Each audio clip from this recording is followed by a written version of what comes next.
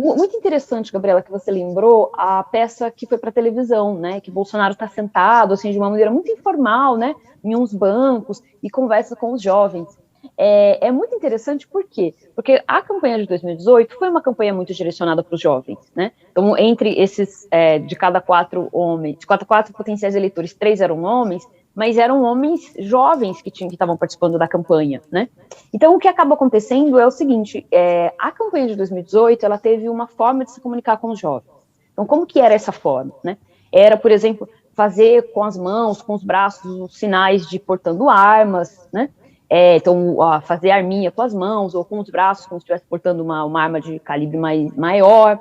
Era uma coisa de os jovens usando camisetas do Bolsonaro, como se ele fosse uma figura, né, da cultura popular, da mídia, do entretenimento, uma mescla, né, da figura do Bolsonaro com o universo dos jogos, com o universo do entretenimento, com os games, etc., com filmes de ação. Então, Bolsonaro era essa figura que ele era muito ligado ao entretenimento, e quando a gente conversava, por exemplo, na pesquisa de 2018, a gente conversava com jovens e perguntava por que os jovens estavam apoiando Bolsonaro, uma das respostas era que Bolsonaro era visto como essa figura que fala o que quer, que é muito sincero, e que mesmo extrapolando certos limites democráticos, ele era engraçado e ele era uma figura genuína, uma figura que falava o que queria. Então, ou seja, isso conversava muito com um certo anseio dos jovens de transgressão, de alguém que fosse diferente, de alguém que falasse as coisas sem papas na língua, digamos assim. E até no sentido de apelo cômico. Essa peça publicitária da TV, ela é completamente diferente. Por quê? Porque a gente tem um Bolsonaro, que é um Bolsonaro um pouco engessado, que tenta falar com os jovens, mas até na linguagem usa um tipo de forma de comunicação que não conecta tanto com o jovem, a não ser com setores muito específicos de jovens mais conservadores e ligados a setores religiosos. Então, ou seja, Bolsonaro não está utilizando o mesmo apelo que ele tinha para os jovens e que tinha grande alcance. E hoje o Bolsonaro que se comunica com os jovens é um Bolsonaro que, pelo menos na minha percepção, e a partir das entrevistas que a gente tem feito agora, as mais recentes, em 2022, com o eleitorado jovem, não encontra, de fato, essa comunicação, essa ligação com o eleitorado mais jovem. Então, tem uma questão aí que em relação aos jovens, Bolsonaro tem um problema, apesar de várias campanhas, inclusive agora com redes sociais, com influências, etc., ele está conseguindo comunicar bem com setores mais conservadores e religiosos, mas não está conseguindo conversar tão bem com os jovens e fazer uma campanha mais direcionada para os jovens.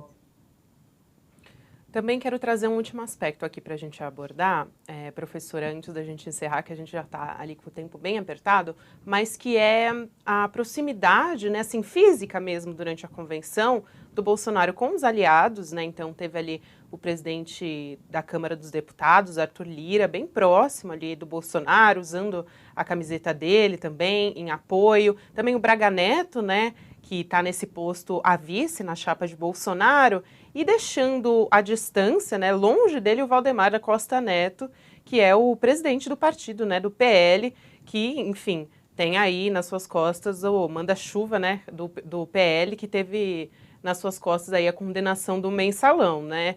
E em 2018, Bolsonaro tinha um discurso muito forte contra a corrupção, e agora a gente vê que ele tenta aí se desvencilhar de algumas, né, questões envolvendo corrupção aí no governo dele. Ele tenta totalmente deixar isso bastante longe dele, até fisicamente, na convenção também, né? Quero te ouvir rapidinho a respeito disso.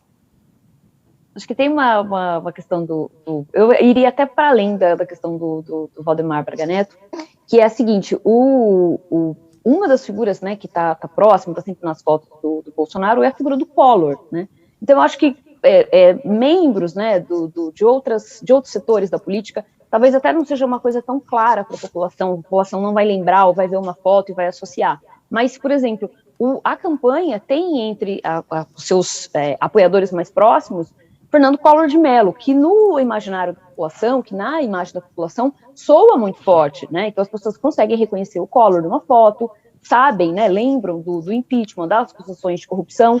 Então, Bolsonaro está numa situação que é complicada, que ele precisa sair na foto com algumas pessoas, mas não pode ser tão próximo, porque ele tem tentado emplacar, né, ainda mesmo em 2022, esse discurso anticorrupção. e, ao mesmo tempo, não tem como não estar junto com essas pessoas. Então, o Bolsonaro fica numa situação que ela é uma situação muito ambígua, né? Então, é uma situação difícil. E aí, agora, só para encerrar, eu queria só comentar uma coisa, que duas ausências, né? A gente, às vezes, vê na convenção e a gente fica muito atento ao que Bolsonaro está falando, ou quem está lá e o que está acontecendo. Mas, às vezes, também é interessante a gente olhar quem não está, né?